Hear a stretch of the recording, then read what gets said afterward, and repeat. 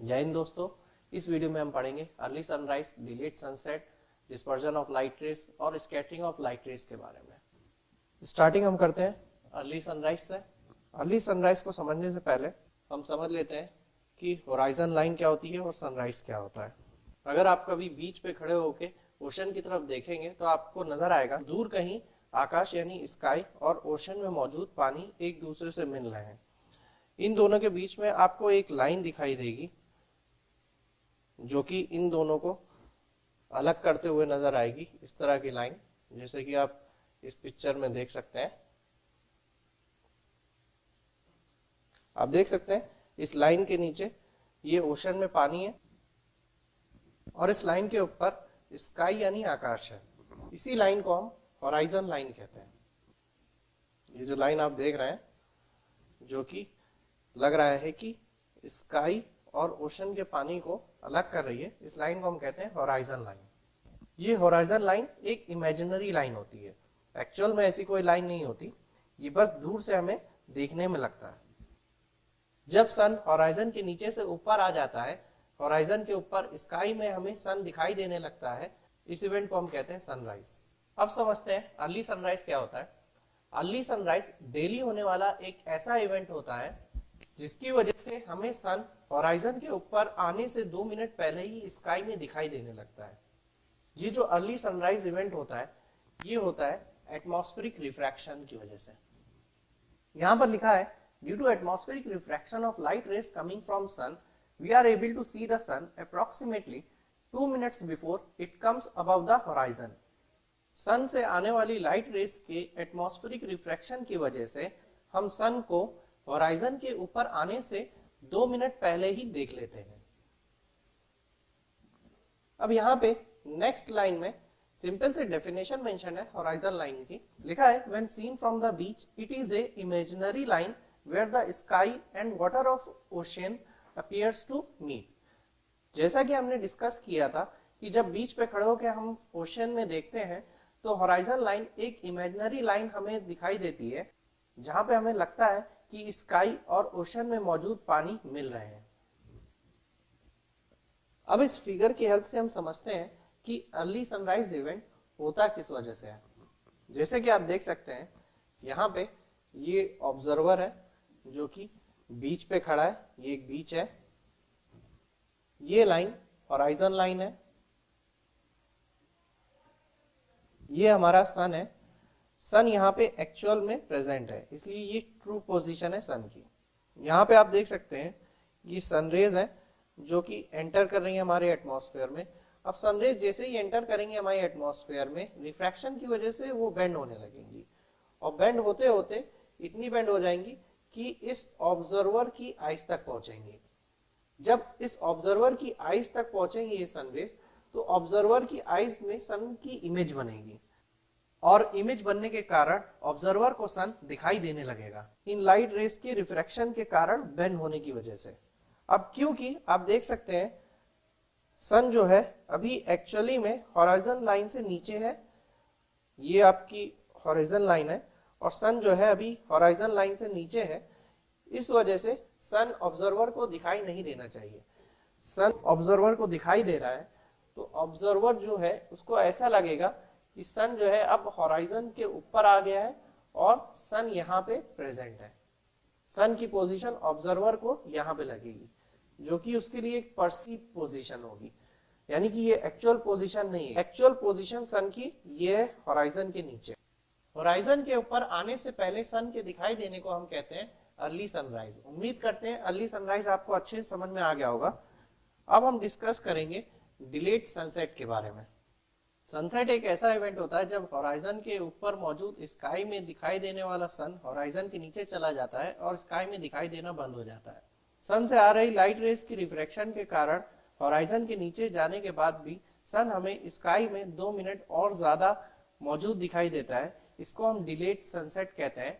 जैसे कि आप देख सकते हैं स्क्रीन पे लिखा है due to refraction of light rays coming from the sun we are able to see the sun approximately 2 minutes more above the horizon although the sunset has already taken place। इन लाइनों का वही मतलब है जो अभी हमने डिस्कस किया है। अब इस फिगर की हेल्प से हम समझेंगे कि सन से आ रही लाइट रेस के रिफ्रैक्शन के कारण कैसे डिलेड सनसेट होता है। इस फिगर में सन यहाँ हॉराइजन के नीचे आ चुका है। ये सन की ट्रू पोजीशन है, हॉराइजन के नीचे। सन से निकलने वाली लाइट रेस जैसे ही अर्थ के एटमॉस्फेयर में पहुंचती हैं, रिफ्रैक्शन के कारण ये बेंड होने लगती हैं और बेंड होते होते ये यहाँ पे खड़े इस ऑब्जर्वर की आइज तक पहुंचेंगी। ये हमारा ऑब्जर्वर है जो कि बीच पे खड़ा है और ओशियन की तरफ देख रहा है। जैसे ही ये लाइट रेस ऑब्जर्वर की आई से पहुंचेंगे, ऑब्जर्वर की आइज में ये सन की इमेज बनाएंगी, जिसकी वजह से ऑब्जर्वर सन को देख पाएगा। अब क्योंकि सन हॉराइजन के नीचे है तो इस वजह से कायदे से ऑब्जर्वर को सन को नहीं देखना चाहिए, लेकिन ऑब्जर्वर सन को देख रहा है, इसलिए ऑब्जर्वर को ऐसा लगेगा कि सन हॉराइजन के ऊपर अभी भी प्रेजेंट है। सन यहाँ हॉराइजन के ऊपर यहाँ स्काई में मौजूद है। तो ये एक सन की परसीव्ड पोजीशन हो जाएगी ऑब्जर्वर के लिए, यानी कि एक इमेजिनरी पोजीशन है। ऑब्जर्वर को बस ऐसा लग रहा है कि यहाँ पे सन मौजूद है, जबकि सन की असली पोजीशन यहाँ पे, सन यहाँ मौजूद है हॉराइजन के नीचे। इस फिनोमेना को हम डिलेड सनसेट कहते हैं। उम्मीद करते हैं कि डिलेड सनसेट आपको अच्छे समझ में आ गया होगा। अब मूव करते हैं अपने अगले टॉपिक पे। अब हम पढ़ेंगे डिस्पर्जन ऑफ लाइट के बारे में, जिससे कि आप स्क्रीन पे देख सकते हैं। यहाँ पे हेडिंग है डिस्पर्जन ऑफ लाइट। यहाँ पे लिखा है splitting of light into its constituent colours is called dispersion. जब व्हाइट लाइट अपने कॉन्स्टिट्यूएंट कलर्स में स्प्लिट हो जाती है और सारे कॉन्स्टिट्यूएंट कलर शो होने लगते हैं व्हाइट लाइट के, उसको हम कहते हैं डिस्पर्जन। अगला पॉइंट मेंशन्ड है when white light pass through a glass prism it split into its spectrum of colors, that is Vibgyor। यानी कि व्हाइट लाइट जब ग्लास प्रिज्म से पास होती है तो वो स्प्लिट हो जाती है अपने कॉन्स्टिट्यूएंट कलर्स में, जिनको हम कहते हैं शॉर्ट फॉर्म में विबग्योर। विबग्योर क्या है अभी हम समझेंगे। जैसे कि आप देख सकते हैं यहाँ पे ये एक प्रिज्म है, इधर से ये व्हाइट लाइट एंटर कर रही है प्रिज्म में, और आप देख सकते हैं जब ये व्हाइट लाइट प्रिज्म से बाहर आ रही है ये स्प्लिट हो चुकी है अपने कॉन्स्टिट्यूएंट कलर्स में, जिसमें ये 7 कलर होते हैं। इन 7 कलर को हम शॉर्ट में विबग्योर कहते हैं। अब यहाँ पे अगला पॉइंट मेंशन है रिफ्रैक्टिव इंडेक्स। ये रिफ्रैक्टिव होगा, इसको करेक्शन कर लीजिएगा। Refractive index for violet colour is maximum while for red colour is minimum. ये लाइन हमें ये बता रही है कि वायलेट कलर का रिफ्रैक्टिव इंडेक्स जो है वो मैक्सिमम होता है, जबकि रेड कलर का जो रिफ्रैक्टिव इंडेक्स है वो मिनिमम है। अब इसका क्या इंपॉर्टेंस है इसको समझते हैं हम। यहाँ पे आप देख सकते हैं यहाँ पे कि रेड कलर का यहाँ पे डिस्पर्जन सबसे कम है, जबकि वायलेट कलर का डिस्पर्जन सबसे ज्यादा है। ऐसा इस वजह से है क्योंकि वायलेट कलर का रिफ्रैक्टिव इंडेक्स मैक्सिमम है, जबकि रेड कलर का रिफ्रैक्टिव इंडेक्स मिनिमम है। हम जानते हैं रिफ्रैक्टिव इंडेक्स इनवर्सली प्रोपोर्शनल होता है वेवलेंथ के।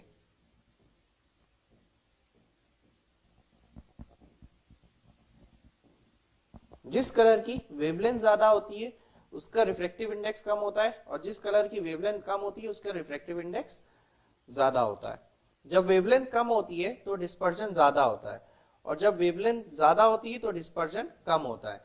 रेड कलर की वेवलेंथ सबसे ज्यादा होती है, इस वजह से रेड कलर का डिस्पर्जन सबसे कम होता है, जबकि वॉयलेट कलर की वेवलेंथ सबसे कम होती है, इस वजह से वॉयलेट कलर का डिस्पर्जन सबसे ज्यादा होता है। इसी वजह से यहाँ पे ऐसा है कि रेड कलर जो है उसका डिस्पर्जन सबसे कम हो रहा है और वो सबसे कम बेंड हो रहा है, जबकि वॉयलेट कलर का डिस्पर्जन सबसे ज्यादा हो रहा है और वो सबसे ज्यादा बेंड हो रहा है। उम्मीद करते हैं यहाँ तक आपको समझ में आ गया होगा। अब आगे बढ़ते हैं। अब हम पढ़ेंगे कंपोनेंट्स ऑफ विजिबल लाइट के बारे में। विजिबल लाइट में टोटल 7 कंपोनेंट्स होते हैं, जो कि इस तरह से हैं: violet, indigo, blue, green, yellow, orange और रेड। इन सभी कंपोनेंट्स में वॉयलेट की वेवलेंथ सबसे कम होती है 400 नैनोमीटर, जबकि रेड की वेवलेंथ सबसे ज्यादा होती है 700 नैनोमीटर। जब हम लेफ्ट से राइट जाते हैं वॉयलेट से रेड की तरफ, तब वेवलेंथ हमारी इंक्रीज होती है, जैसे कि यहाँ पे लिखा है। अब यहाँ पे कुछ पॉइंट्स मेंशन है, इसको डिस्कस करते हैं। पहला पॉइंट लिखा है combination of all 7 colours in VIBGYOR produces white colour. अगर हम विबग्योर के सभी 7 कलर को मिला देते हैं तो हमें मिलता है व्हाइट कलर। अब यहाँ पे अगला पॉइंट मेंशन है dispersion of light occurs when light rays passes through a glass prism. जैसे कि अभी हमने डिस्कस किया था डिस्पर्जन ऑफ लाइट रेज में, जब लाइट रेज ग्लास प्रिज्म से पास होती हैं तो वो डिस्पर्स हो जाती हैं 7 कलर्स में, जो कि विबग्योर होता है violet, indigo, blue, green, yellow, orange और रेड। तो कंपोनेंट्स ऑफ विजिबल लाइट आपको समझ में आया होगा, उम्मीद करते हैं। अब हम पढ़ेंगे प्राइमरी कलर्स के बारे में, जानेंगे प्राइमरी कलर्स क्या होते हैं। ऐसे कलर्स जो कि दूसरे कलर्स को मिला करके नहीं बनाए जा सकते हैं उनको हम कहते हैं primary colours. Total 3 primary colours होते हैं जो कि पहले पॉइंट में मेंशन है। There are 3 primary colours, red, yellow and blue. तो प्राइमरी कलर्स हमारे कौन से होते हैं? रेड, येलो और ब्लू। फिर अगले पॉइंट में मेंशन है we can make different colours by mixing these colours in different ways. हम कई तरह के कलर्स बना सकते हैं इन प्राइमरी कलर को अलग अलग तरीके से मिक्स करके। अब यहाँ पे इस इमेज में आप देख सकते हैं 3 प्राइमरी कलर्स हैं, रेड, येलो और ब्लू। चलिए अब सेकेंडरी कलर्स के बारे में बात करते हैं। सेकेंडरी कलर्स के बारे में पहला पॉइंट मेंशन है these colours are made by mixing of 2 primary colours in equal amount. यानी कि ऐसे कलर्स जो कि 2 प्राइमरी कलर्स को इक्वल अमाउंट में मिक्स करके बनाए जाते हैं उन्हें हम सेकेंडरी कलर्स कहते हैं। अगले पॉइंट में मेंशन है orange, green and purple colours are 3 secondary colours. Orange, green और पर्पल ये 3 सेकेंडरी कलर्स हैं। जैसे कि आप फिगर में देख सकते हैं, जब हम 2 प्राइमरी कलर्स रेड और येलो को इक्वल अमाउंट में मिलाते हैं तो हमें ऑरेंज कलर मिलता है। जब हम 2 प्राइमरी कलर्स येलो और ब्लू को इक्वल अमाउंट में मिलाते हैं तब हमको ग्रीन कलर मिलता है, और जब हम रेड और ब्लू को इक्वल अमाउंट में मिलाते हैं तब हमें सेकेंडरी कलर पर्पल मिलता है। इस इमेज को ध्यान में रखिएगा तो आपको सेकेंडरी कलर्स याद रहेंगे। कॉम्प्लीमेंट्री कलर्स हम ऐसे 2 कलर्स के पेयर को बोलते हैं जिनको मिक्स करके हमें व्हाइट या फिर ब्लैक कलर मिलता है। जैसे कि आप देख सकते हैं यहाँ पे पहले पॉइंट में लिखा है These are pair of colors which when mixed or combined together produces white or black color. Complementary colors ऐसे colors का पेयर होता है जिन्हें मिक्स करके हमें white या फिर black color मिलता है। There are 3 traditional pairs of complementary colors. Complementary colors के 3 traditional pairs होते हैं जो कि इस तरह से हैं red, green, orange, blue और yellow, purple। इस इमेज में आप देख सकते हैं complementary colors के pairs को शो किया गया है। ये yellow, purple कॉम्प्लीमेंट्री कलर्स हैं, ऑरेंज ब्लू कॉम्प्लीमेंट्री कलर्स हैं और रेड ग्रीन ये कॉम्प्लीमेंट्री कलर्स हैं। तो इस तरह से तीनों कॉम्प्लीमेंट्री कलर्स के पेयर इस इमेज में शो किए गए। उम्मीद करते हैं कि आपको यहां तक समझ में आ गया होगा। अब हम नेक्स्ट टॉपिक स्टार्ट करते हैं, स्कैटरिंग ऑफ लाइट। पहले पॉइंट में स्कैटरिंग ऑफ लाइट की डेफिनेशन मेंशन है, लिखा spreading of light rays in all direction when they strike small size particles present in atmosphere is called as scattering of light rays. जब light rays travel करते वक्त atmosphere में present particle से strike होने के बाद डिफरेंट डायरेक्शन में spread हो जाती है, इस फिनोमेना को हम कहते हैं scattering of light. Next point में लिखा है when white light falls on the particle then it gets scattered in different direction. तो जैसे कि अभी हमने डिस्कस किया, जब व्हाइट लाइट एटमॉस्फेयर में प्रेजेंट किसी पार्टिकल से टकराती है तो वो डिफरेंट डायरेक्शन में स्कैटर्ड हो जाती है, डिस्पर्स हो जाती है। जैसे कि इस फिगर में हम देख सकते हैं, यहाँ पे एक पार्टिकल है, इधर इस डायरेक्शन से व्हाइट लाइट ट्रेवल करते हुए आ रही है और इस पार्टिकल से टकरा रही है। व्हाइट लाइट पार्टिकल से टकराने के बाद इस तरह से इन सभी डायरेक्शंस में डिस्पर्स हो जा रही है या फिर हम कह सकते हैं स्कैटर हो जा रही है। व्हाइट लाइट के इस तरह डिफरेंट डायरेक्शंस में स्कैटर हो जाने को ही हम स्कैटरिंग ऑफ लाइट कहते हैं। स्कैटरिंग ऑफ लाइट 2 तरह की होती है, रेले स्कैटरिंग और माई स्कैटरिंग। रेले स्कैटरिंग में स्कैटरिंग के बाद व्हाइट लाइट का कलर चेंज हो जाता है, जबकि माई स्कैटरिंग में स्कैटरिंग के बाद व्हाइट लाइट का कलर चेंज नहीं होता है। अब यहाँ पे रेले स्कैटरिंग और माई स्कैटरिंग के कुछ पॉइंट्स मेंशन है, एक एक करके इन पॉइंट्स को हम डिस्कस करेंगे। पहले हम रेले स्कैटरिंग के बारे में डिस्कस करते हैं, उसके बाद माई स्कैटरिंग के बारे में डिस्कस करेंगे। पहला पॉइंट रेले स्कैटरिंग के बारे में मेंशन है, size of particle scattering the light is less than or comparable to wavelength of light. Light रे से टकराने वाले पार्टिकल का साइज अगर लाइट रे की वेवलेंथ से लेस हो या फिर वेवलेंथ के कंपैरिजन में हो तो इस प्रकार की स्कैटरिंग को हम रेले स्कैटरिंग कहते हैं।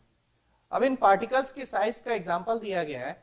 इन पार्टिकल्स का साइज एटमॉस्फेयर में मौजूद O2 या फिर N2 गैस के मॉलिक्यूल के साइज के बराबर हो सकता है। अगले पॉइंट में बताया गया है कि स्कैटर्ड लाइट की इंटेंसिटी वेवलेंथ के फोर्थ पावर की इनवर्सली प्रोपोर्शनल होगी। इस वजह से अगर वेवलेंथ ज्यादा होगी तो स्कैटर्ड लाइट की इंटेंसिटी कम हो जाएगी और अगर वेवलेंथ कम होगी तो स्कैटर्ड लाइट की इंटेंसिटी ज्यादा हो जाएगी। अब अगला पॉइंट यहाँ पे रिले स्कैटरिंग के बारे में मेंशन है। In VIBGYOR red colour scatters least and spread least. जैसे कि हमने सेकेंड पॉइंट में डिस्कस किया था कि स्कैटर्ड लाइट की इंटेंसिटी इनवर्सली प्रोपोर्शनल होती है वेवलेंथ की फोर्थ पावर की। अगर वेवलेंथ ज्यादा होगी तो स्कैटरिंग कम होगी। क्योंकि रेड कलर की वेवलेंथ सबसे ज्यादा होती है इस वजह से रेड कलर की स्कैटरिंग सबसे कम होती है और स्कैटरिंग कम होने की वजह से रेड कलर सबसे कम स्प्रेड होता है। हम जानते हैं कि विबग्योर में सबसे कम वेवलेंथ होती है वॉयलेट कलर की। इस वजह से वॉयलेट कलर सबसे ज्यादा स्कैटर होगा और इसी वजह से वॉयलेट कलर सबसे ज्यादा स्प्रेड होगा। वॉयलेट कलर इतना ज्यादा स्प्रेड हो जाता है कि उसकी इंटेंसिटी बहुत कम हो जाती है। अब यहाँ पे सेकंड पॉइंट में मेंशन है violet colour spread most its intensity become very low to be observed, that is why sky appears to be blue. हम जानते हैं वॉयलेट कलर की वेवलेंथ सबसे कम होने की वजह से वॉयलेट कलर सबसे ज्यादा स्प्रेड होता है। इसकी वजह से वॉयलेट कलर की इंटेंसिटी बहुत ही कम हो जाती है। इसी वजह से हमको स्काई का कलर वॉयलेट ना दिखाई देके ब्लू दिखाई देता है। क्योंकि अगर हम देखें विबग्योर के अरेंजमेंट के हिसाब से वॉयलेट और इंडिगो की वेवलेंथ बहुत ज्यादा होती है जिसकी वजह से उनकी इंटेंसिटी बहुत कम हो जाती है, जबकि ब्लू कलर की इंटेंसिटी ना बहुत ज्यादा होती है ना बहुत ज्यादा कम, जिसकी वजह से हमें स्काई का कलर ब्लू दिखाई देता है। चलिए अब बात करते हैं एमआई स्कैटरिंग के बारे में। अगर लाइट वेव से टकराने वाले पार्टिकल का साइज लाइट वेव की वेवलेंथ से कम होता है तब एमआई स्कैटरिंग होती है। जैसे कि इस पॉइंट में मेंशन है size of particle scattering the light is more than the wavelength of light. MI scattering करने वाले पार्टिकल्स के एग्जांपल की बात की जाए तो वाटर वेपर्स और डस्ट पार्टिकल जो एटमॉस्फेयर में प्रेजेंट होते हैं वो एमआई स्कैटरिंग करते हैं। अगला पॉइंट एमआई स्कैटरिंग में मेंशन है because all colours scatters equally the colour of scattered light is same as that of incident light. जैसे कि हमने रेले स्कैटरिंग में पढ़ा था कि स्कैटर्ड लाइट की इंटेंसिटी इनवर्सली प्रोपोर्शनल हो जाती है फोर्थ पावर ऑफ वेवलेंथ के। ऐसा एमआई स्कैटरिंग में कुछ भी नहीं होता है, बल्कि एमआई स्कैटरिंग में सारे कलर्स इक्वल इंटेंसिटी से स्कैटर होते हैं। इसलिए एमआई स्कैटरिंग में स्कैटर्ड लाइट और इंसिडेंट लाइट का कलर सेम होता है। यही वजह है कि बहुत ज्यादा पॉल्यूटेड प्लेसेस में जहां पे एटमॉस्फेयर में बहुत सारे डस्ट पार्टिकल मौजूद होते हैं वहां पे हमें स्काई का कलर ब्लू ना दिख के व्हाइट दिखाई देता है। जैसे कि यहाँ पे मेंशन है that is why in polluted places sky appears to be white. Rayleigh scattering और एमआई स्कैटरिंग को समझने के बाद उम्मीद करते हैं अब आपको समझ में आ गया होगा कि ज्यादा पॉल्यूटेड प्लेसेस में स्काई का कलर व्हाइट क्यों दिखता है और कम पॉल्यूटेड प्लेसेस में या फिर ऐसी प्लेसेस जहां पॉल्यूशन नहीं होता है वहां पे स्काई का कलर ब्लू क्यों दिखता है। इस वीडियो को अब यहीं पे समाप्त करते हैं। अपनी नेक्स्ट वीडियो में हम जनरल साइंस के सिलेबस के कुछ और टॉपिक्स को डिस्कस करेंगे। वीडियो अगर पसंद आई हो तो वीडियो को लाइक करिए, चैनल को सब्सक्राइब करिए और हमारे साथ जुड़े रहिए स्टडी आर्ट्स चैनल पे। वीडियो को अंत तक देखने के लिए थैंक यू।